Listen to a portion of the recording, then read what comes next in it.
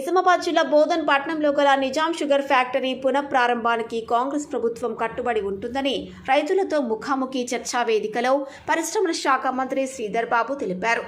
Sugar ఫ్యాక్టరీలో రైతులతో ముఖాముఖి చర్చా వేదిక నిజాం షుగర్ ఫ్యాక్టరీ పునరుద్ధరణ కేబినెట్ సబ్ కమిటీ కార్యక్రమానికి హాజరైన వారు మాట్లాడుతూ కాంగ్రెస్ ప్రభుత్వం రైతుల ప్రభుత్వమని, బీజేపీ నాయకులకు రైతుల పట్ల చిత్తశుద్ధి లేదన్నారు.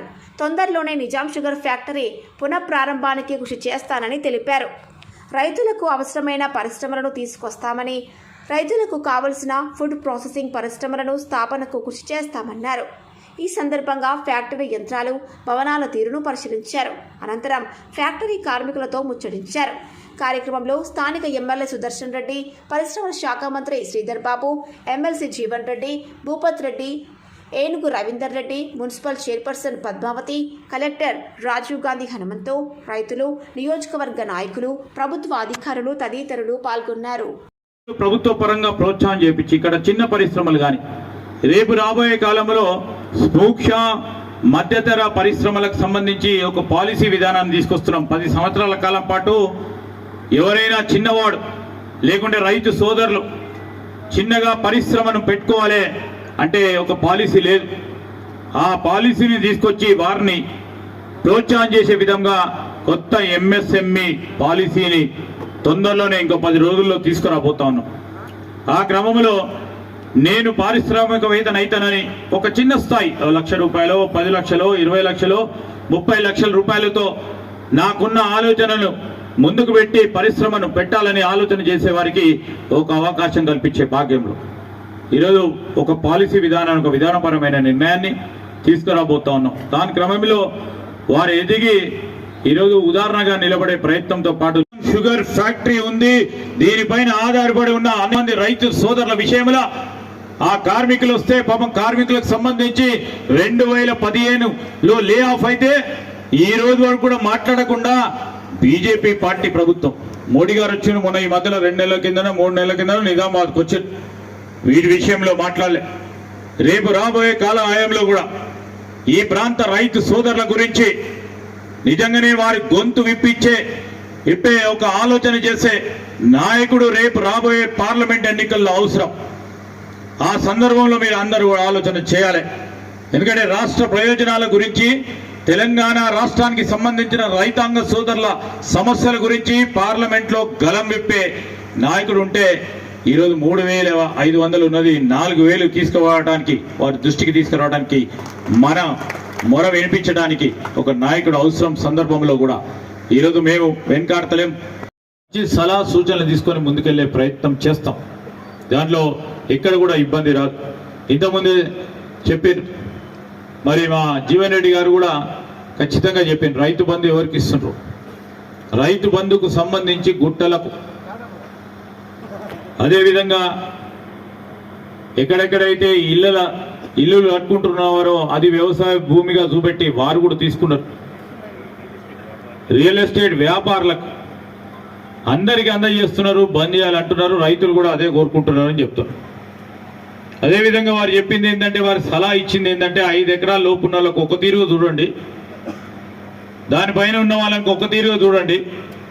దాంట్లో చిన్నకారు, సన్నకారు రైతాంగానికి సంబంధించిన వారికి ఈరోజు రైతుకు సంబంధించి ఆలోచన చేయమని కోరింది.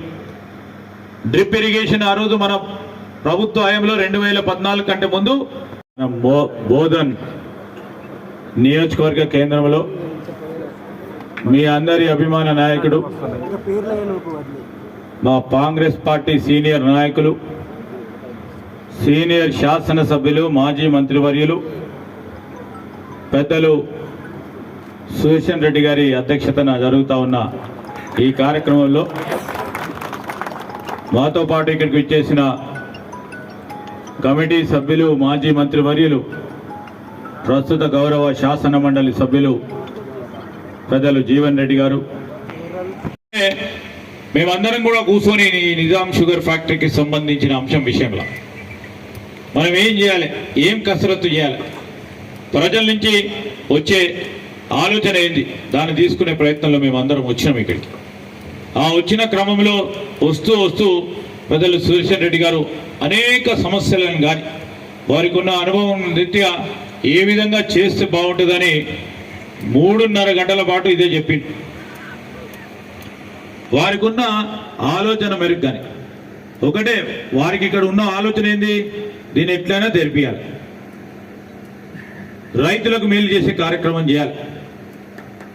ఆ కార్యక్రమ భాగంలో ఏం చేస్తే బాగుంటుందని మనం ఆలోచన తీసుకుందామని చెప్పి మీ ఆలోచన భాగంలోనే అన్నీ కూడా మా అధికారులు అందరూ కూడా నోట్ చేసుకుంటున్నారు.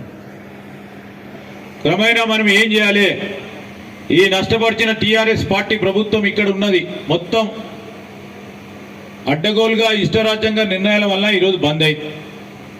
బంద్ అయిన కారణానికి సంబంధించిన అంశం విషయంలో మనం సూచనలు తీసుకొని ముందుకు పోవాలి. ఇంతకుముందే పెద్దలు చెప్పారు, మనం నిపుణులైన వారితోని ఆలోచన చేయకుంటే ఏమవుతుంది, కాళేశ్వరం అవుతుంది. అవుతుందా కదా? అట్లాంటిది కావద్దు. మళ్ళా అని ఆలోచన చేద్దాం నిపుణులతోని. ఆ నిపుణులతో కూర్చొని ఏం చేస్తే బాగుంటుంది. మీరు చెప్పిండ్రు ఈరోజు మొత్తం కోఆపరేటివ్ కింద తీసుకోవాలని ఒక ఆలోచన ఇచ్చారు. ఇంకొంతమంది మాకు ఏదైనా సరే ప్రైవేట్ రంగమైనా సరే ఖచ్చితంగా కఠినంగా నడిపించేటోడు కావాలని కొంతమంది చెప్పారు. కొంతమంది ప్రభుత్వ పరంగా ముందుకు నడపాలని కొంతమంది చెప్పారు. ఇవన్నిటిని కూడా సమాలోచన చేసుకుందాం. మనం ఆలోచన చేసుకుని ఒక నిర్ణయం తీసుకుందాం. ఆఖరికి కావాల్సింది నడిపిస్తే ₹1 లాభం వస్తుందని మీ ఆలోచన చెప్తే మా అధికారులు దాన్ని సమాలోచన చేసుకొని ముందుకు తీసుకెళ్లే ప్రయత్నం చేస్తాం. మేము ఆ రోజు నేను మేనిఫెస్టో కమిటీ చైర్మన్గా ఉంటే కాంగ్రెస్ పార్టీ పరంగా పిసిసి అధ్యక్షులు వచ్చి ఇక్కడ చెప్పారు, డెఫినెట్లీ నిజాం షుగర్ ఫ్యాక్టరీని ఓపెన్ చేపిస్తామని సుదర్శన్ రెడ్డి గారు కూడా చెప్పారు. ఈరోజు ప్రతి సందర్భంలో మీరు చూస్తూనే ఉంటారు, జీవన్ రెడ్డి గారు అనేక సందర్భంలో ఈ చక్కెర ఫ్యాక్టరీ గురించి చెప్తూ ఒక 15 సార్లు 16 సార్లు నేను స్వయాన చూసిన. ఆఖరికి ఏమన్నాడు అప్పుడు ఉన్న ముఖ్యమంత్రి, ఇక కేసీఆర్ గారు ఏమన్నారంటే ఇక జీవన్ రెడ్డి గారికి అప్పచెప్తా, ఆయన్నే ఓపెన్ చేయమని అన్నాడు. అంత దూరం వరకు కూడా పోయింది. ఈ సందర్భంలో చెప్తా ఉన్నాం, మీరందరూ ఏమైతే ఆలోచన చేస్తూ ఉన్నారో ఎట్టి పరిస్థితుల్లో ఈ చక్కెర ఫ్యాక్టరీ ఓపెన్ చేయాలి. ఈ ఓపెన్ చేస్తున్న సందర్భంలో ఏమైందో మీ అందరికీ తెలుసు, నేను చెప్పనక్కర్లేదు. ఈ చక్కెర ఫ్యాక్టరీకి సంబంధించి వారితోనే అనుబంధం ఉన్న ఈ రైతు సోదరులకు ఇంతవరకు మరి ఫ్యాక్టరీ ఎందుకు ఇబ్బంది పడ్డది, ఎన్ని లోన్లు ఉన్నాయి దీనిపైన, ఈ లోన్లకు సంబంధించి దాన్ని అధిగమించాలంటే ప్రభుత్వం ఏం చేయాలి, ముందుకు ఏ విధంగా తీసుకెళ్ళాలి. ఫస్ట్ మొదటిగా అడుగుంది మొత్తం మన ఎంత మీ ఎక్కడ కూడా లేదు, మొత్తం ఫ్యాక్టరీ బ్యాంకులలో ఉంది మీ భూములతో పాటు. అన్ని పెట్టేసిన వాళ్ళు టీఆర్ఎస్ వాళ్ళ నాయకత్వంలో అన్ని తీసుకుపోయి పెట్టారు. దాన్ని అధిగమించాలి ప్రభుత్వం. దాని తర్వాత ఇంతకుముందు పెద్దలు చెప్పినట్టు వంగడాలకు సంబంధించి దాని ఈల్డ్ పెంచే కార్యక్రమంలో సుదర్శన్ రెడ్డి గారు చెప్పారు, ఆ ఈల్డ్ పెంచితే తప్ప వయబిలిటీ రాదు. అంటే దానికి ఆ వయబిలిటీ పెంచితే తప్ప, ఇంతకుముందు ఉత్తరప్రదేశ్కి సంబంధించిన కొన్ని వంగడాలకు సంబంధించిన అంశం చెప్పారు. దాన్ని ఏ విధంగా ముందుకు తీసుకెళ్లే ప్రయత్నం